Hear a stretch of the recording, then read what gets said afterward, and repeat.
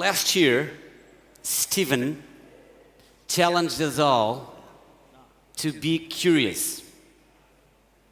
It was your major call, I would say. After when you wrapped up your presentation, you really wanted us all to be curious because It was the way around, right? I mean, you challenged me to talk about something on data analytics. I challenged you to challenge us. Okay. I'll just give it back to you. So I'm very curious. We're all very curious to listen to you once again. Thank you for being here. The stage is yours. These screens are working with telekinese or telemat. Ah, here it is. Okay. Good morning, everybody. I mean, indeed, last year when they organized this, they of course they know I don't have a clue what data analytics is about. I have no clue. I never met an algorithm, as I said. I never talked to one. I never looked at the self-reflection of an algorithm. So I don't know. But they said, could you come and have a talk with us? And so last year, I don't know who was here last year? Okay. So I spoke about data analytics, AI and art, right? So I thought that, I hoped at least I did such a wrong and bad job in talking to you about data analytics that you would never invite me again. Apparently, I mean, they challenged me again and said, Steve, we would like to invite you again to talk about something. I said, what about what? You choose, right? So I gave them some titles, data killix, data analytics, professional suicide, but they said we cannot come out with a program with data analytics, professional suicide. I mean, that would not work. Right? So I chose another title and I said, data analytics, an ethical hazard or a blessing. Now, when I talk about ethical hazard, I do not talk about our ethical hazard. Eden Hazard, I mean, this is our ethical hazard. I'm not talking about that one. I'm talking about the hazard of data analytics. Are you the villains of today and the villains of the future? Or are you a blessing in disguise? Right, that's what I will be talking about. Now, last year, you know, you had your nightmare with me. I mean, it was data analytics and art.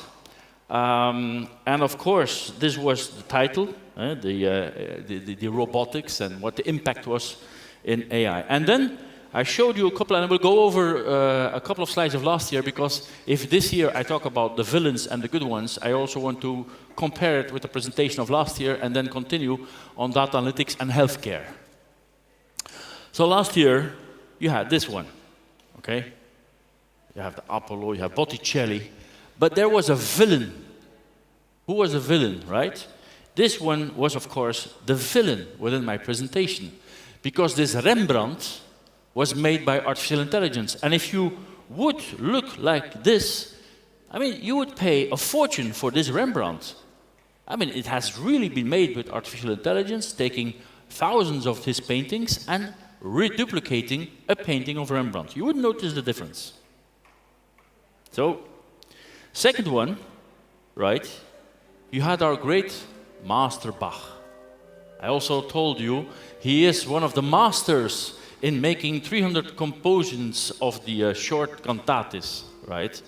And then, of course, you have two persons like you who put this kind of all his cantates into a computer, changed tonalities, got 2,500 cantates, and they produced a new cantate from Bach, which they told to 200 musicians, 200 specialists, and they discovered, they said, this must be a new discovery of a cantate which nobody knew. They didn't know what the difference was. So, on the one hand, you have Bach, and on the other hand, people are saying, this is cheating. This is just cheating. Literature, I also mentioned to you, right? Literature is the mind, is the liberty, is people who are writing, who are creative, the people who drink a bottle of wine at midnight and start writing poetry, who are continue to write a novel. Well, as I told you last year, some people call it villains because the Anna Karenina, as I mentioned to you last day, was rewritten with algorithms in the style of Haruki Murakami in 36 hours. So the Anna Karenina was completely rewritten in the style of Haruki Murakami in 36 hours. So where is this bottle of wine? Where is this creativity? It's all gone. So some call you, right? I will address you as you, right? call you the villains, and some call you the blessings. We have Van Gogh, right? You can put anyone in the style of Van Gogh, right? We have the original paintings, and then we have the algorithms who can put anyone in a style of Van Gogh, which is difficult to notice the difference. And then, of course, you also have, you know that one, right? Does it? No, I have no sound. Is there sound?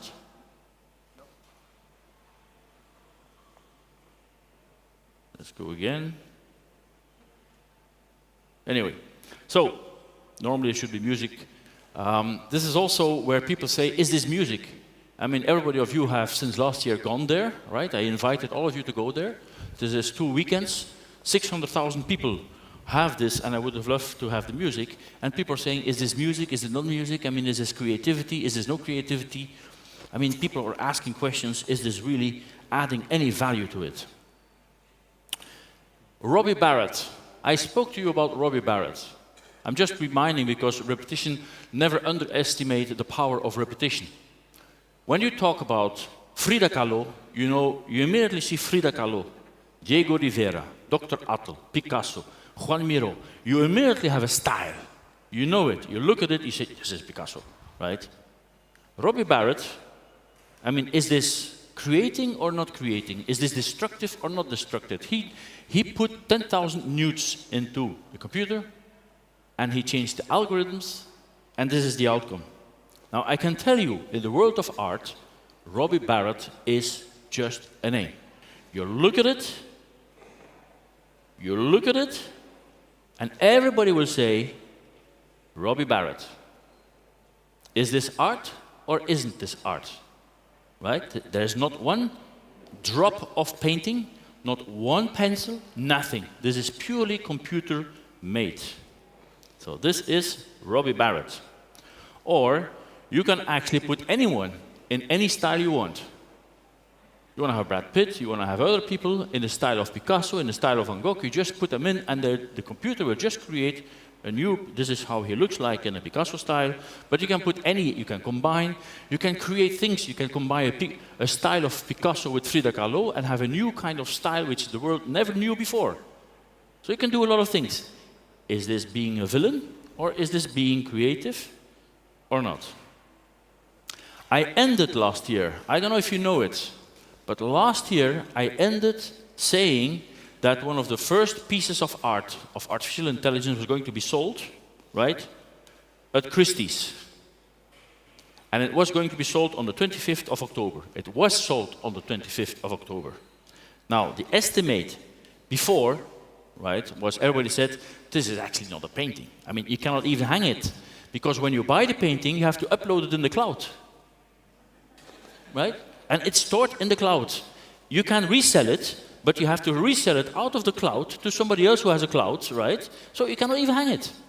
Well, the estimate was they hoped, the three, I don't know if you remember, there was 3 young French people who had about 14,000 paintings from the 14th century till now, and then they put this algorithm, they created this family, all right? It was sold for $432,000. Now, who wants to pay $432,000 for a painting you cannot hang and you have to put into the cloud? I mean, there's a whole market. Is this positive or negative? It's a fact, right? And just for your information, this was the hand who made the painting. Instead of putting Picasso or Van Gogh somewhere, this was the algorithm, or I don't know how you call it. You guys call that. It looks Latin or Chinese to me, but it looks nice, right? Now, I'm going to health side. So, and I put Jeroen Bosch, right, because he's from our region, and he has also made a painting of heaven and hell. Okay. So one of the questions is, this is one part of hell, right? If we look to healthcare and all the rest, I mean, I saw it a little bit in art. Are you more on the side of hell, of future hell, or are you on the side of heaven, of everything which is coming? Whereas I still have to thank Rui. Rui, where's Rui? I have to thank you. I will put it positively, right? I mean, and without any, I mean, I really have to thank you because I had to prepare this presentation. You gave me 1 hour and 40 minutes more yesterday when I arrived. So it's good, right? I could finalize my presentation because of that. Just a warm-up. These are 6 faces. You're the specialists. Now I want to see the hands going up. There are 6. Which ones of these people are fake or real? I mean, you're the specialist, I'm not, okay? So let's see, very quickly. Top, on the top, who thinks she's fake? A couple. Number 2 next. Oh, most of people think she's, okay? The guy? Yeah, only men, yes. The bottom? Okay. The mid down? A lot of them. And then the bottom right? Good. I think you're very good because they're all fake. Okay? They're all fake. These people do not exist. They have been created by artificial intelligence, the faces out of data, of millions of data. These are new people. They're all fake. That's just for a warm-up. Now let's have a look at closer at healthcare. Who knows this lady? Who knows this lady? Nobody? That's surprising, because she's very known. This is Sister Hope. And she's very known. And actually, I put the wings of an angel to it, because one of the major points where data analytics and artificial intelligence are working on is on chatbots. This is Sister Hope. And if you go to the US, Sister Hope is just known all over. If you feel lonely at night, if you have a mental disease, if you're down, if you feel like depressed, you just get in contact with Sister Hope. And Sister Hope is there every day, 7 on 7, never on holiday, right? And she is helping everybody. And it's an exponential growth, these chatbots on mental health. And they're increasing all over, right? I put a lot of bird wings here, right? I mean, angel wings. So, you have many of them. You have, mood and mood notes. I mean, it's also a chatbot. And if you look to how many people are using these chatbots just for mental health, it is incredible, right? It is incredible how many people are using them. You have also Pacific. This is more a combination of meditation, right? If people feel down, they call Pacific. It's a chatbot. It will ask you all kinds of questions. How do you feel? How come you feel? And the chatbot has been made in that way to help people feel good, to turn the negative moods in positive. And Pacific also have 30 audio to listen to, where you can meditation, you feel good, and it's exponential growth. You have joy also. I mean, many. If you look into the internet, you would be surprised, based on data, how many chatbots in the healthcare are being made just to help people in their minds. How to turn negative feelings into positive feelings. Tess is another one. It's a Canadian. It's a success story of chatbots in the healthcare on mental health, a joint venture of government and the private cycle. Because 8 million people, believe it or not, 8 million Canadians are looking after people with chronic diseases, families, friends, and they get socially cut off of society. Because looking after somebody with a chronic disease, your friends are moving away, you're dedicating so much time, so you become lonely. And Tess is there, right, in Canada, to connect people with the same kind of problems. So, and it's also a chatbot. But here are the villains again. You all are also working the fact that there will be no driving instructors in the future, there will be no truck drivers, no airline pilots, no taxi drivers, and you know what? There will be no accountants, there will be no surgeons, no hotel reception, no data analytics, no secretaries, no tax consultants, programmers. The first analysis says that in the next 10 years, 500 million jobs will disappear of automation based on data. That's also the consequence of you. But on the other side, the studies show also that a child of 10 years has 75% chance to work in a job that today does not exist. New jobs that will be created also out of this. But be aware, it has a positive and it has a negative. Let's focus a bit on, whoa, the time goes fast, on healthcare, right? By 2000, right, the data is doubling every 73 days in healthcare. Can you imagine that? Every 73 days. The CT scans, MRI scans in hospitals is increasing by around 30%. But we only have an increase of 5% of radiologists, right? That means they have less and less time to analyze all these data, increasing the risk of mistakes. Data and all the support of AI will support the pathologists. They will support helping a lot of things. So it's a positive. It's a different way of talking. It's a supporting element. Who knows Bas Alget? Nobody? There he is. Bas Alget. Short story, right? 1855. Oh, going back. 1855. It's the debate of the Great Stink in Great Britain in Parliament. What is the debate of the Great Stink? It's about similar like the Brexit, right?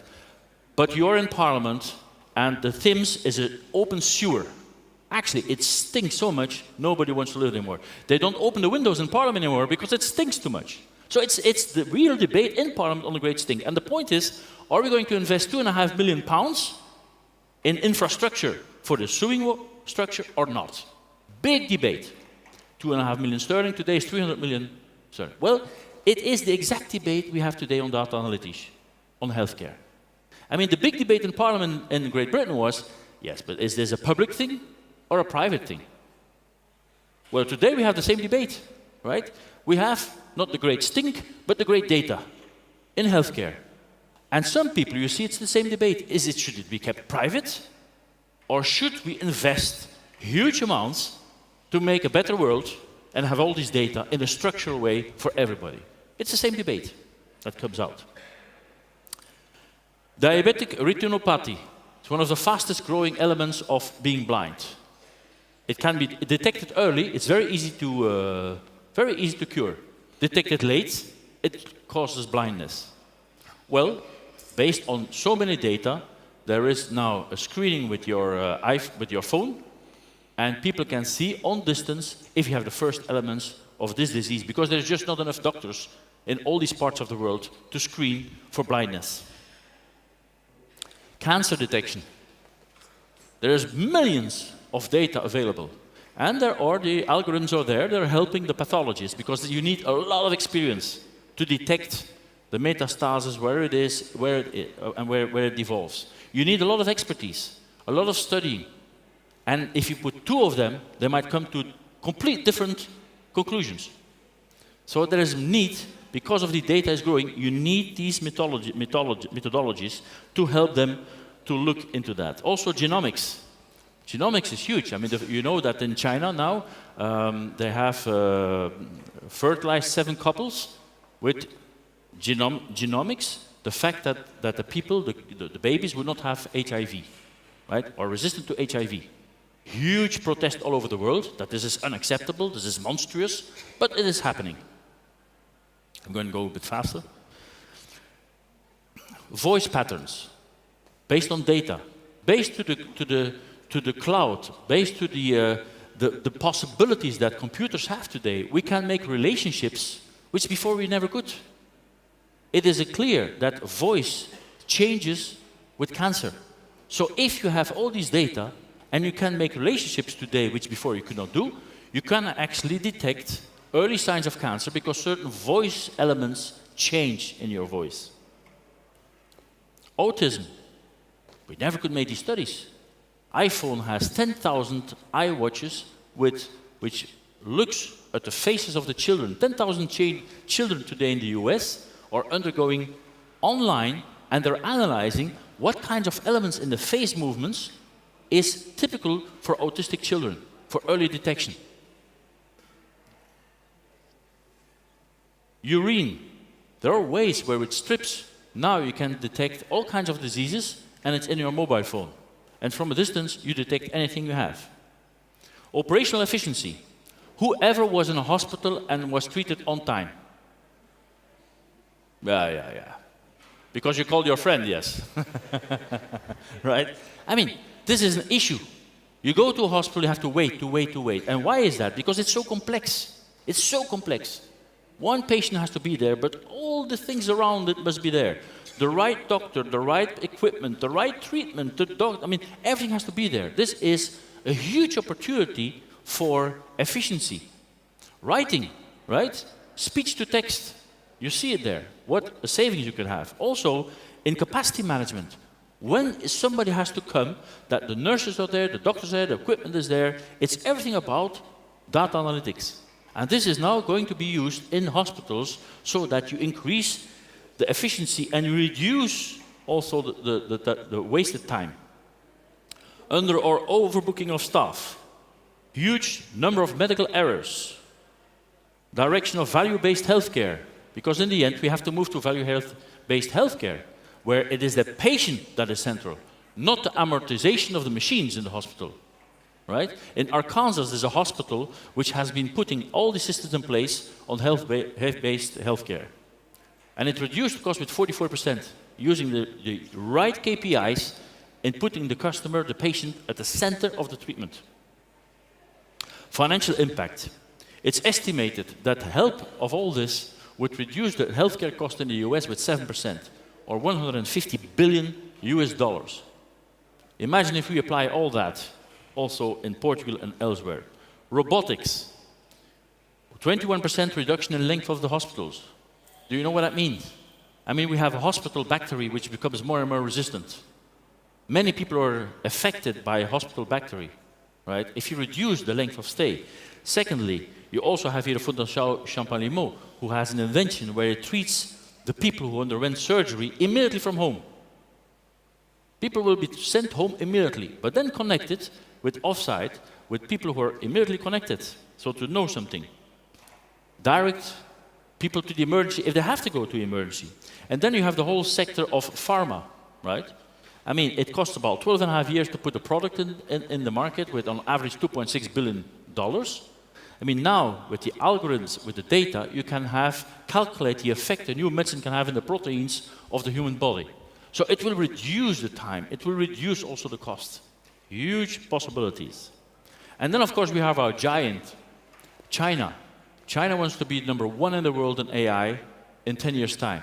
And it has given to Alibaba and Tencent, these are the two companies in China, who are actually concentrating all the elements of diseases and all the inventions, and they want to treat, because you know that 150 million people in China are older than 65, and it will only increase, so they have a huge problem in front of them. And on the other side, you have, of course, the big topic, there is no privacy issues in everything which is with data. Finally, because I mean, they're waving already, I'm already 5 minutes over time, it seems. Then you have, of course, is it the villain or is it an angel? Immortality. I mean, you know that I'm a very big believer that this will be coming. I mean, about 2040, 2050, the estimation is that by 2040, 2050, so you still have to keep up 20 years and then you're it. Every day the time goes by, the length will be enlarged with 1 day, so it becomes immortality.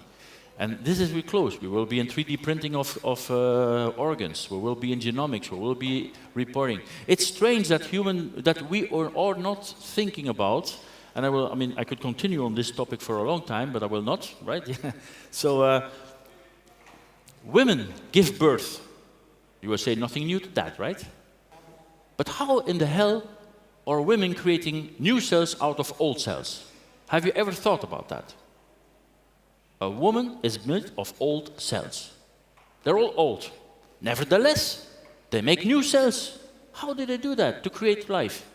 Well, at university, right, MIT, they have been able to distract that part that rejuvenates, right? and they're injecting this in mouse. And you can see, if you go on, I invite you to go on the internet and look at the results of these studies. They inject that in old mice, and you see them getting younger and younger and younger. And we're only at the first steps of the analysis. So you're at the first steps of rejuvenating. You're at the first step of 3D printing with stem cells of organs. You're at the first step of genomes. We're only at the first steps of all these elements. And all of this will lead to a certain moment where children will be born and become immortal. Now, if you want that or not, that's a different discussion. Okay, that's why I put the hell of Jeroen Bosch there, and also the angels. Some will find it's heaven, some will find it is hell.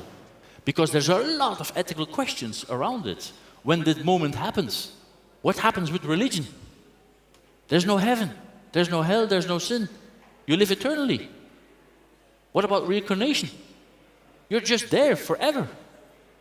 What are you going to do in life? What's the purpose of your life? How does the society has to work? How will you earn a salary? What's the use of? I mean, there's a lot to come, and these are all ethical questions that a lot of people are looking at. And I just want to end with some, on a funny note, some very famous correlations from data analytici.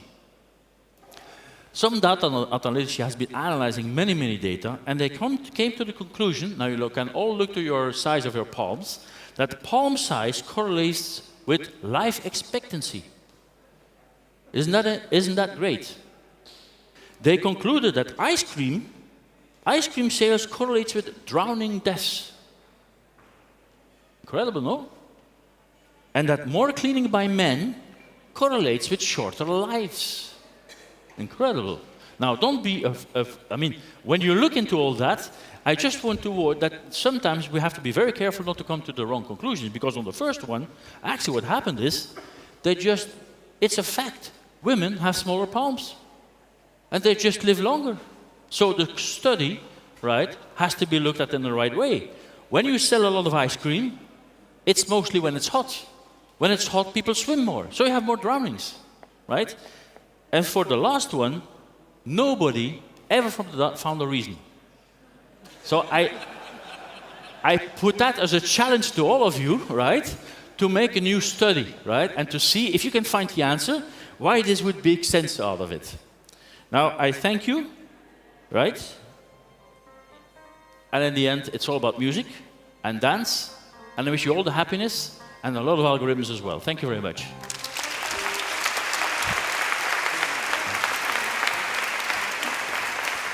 Steven, you always correlate with amazing presentations, and it's always a pleasure to I have some liners about you as well, but I didn't show them. We'll talk about that later. Thank you very much.